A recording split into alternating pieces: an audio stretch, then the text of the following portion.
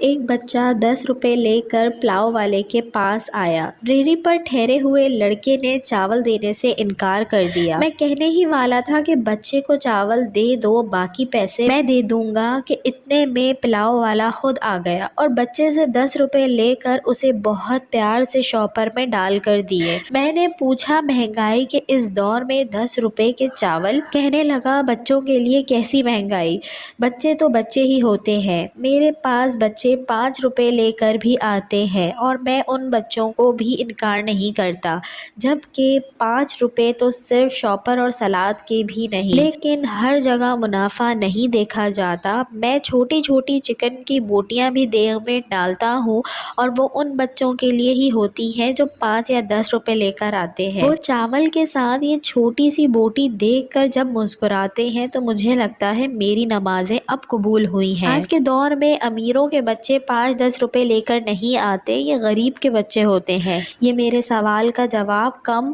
اور انسانیت کا درس زیادہ تھا۔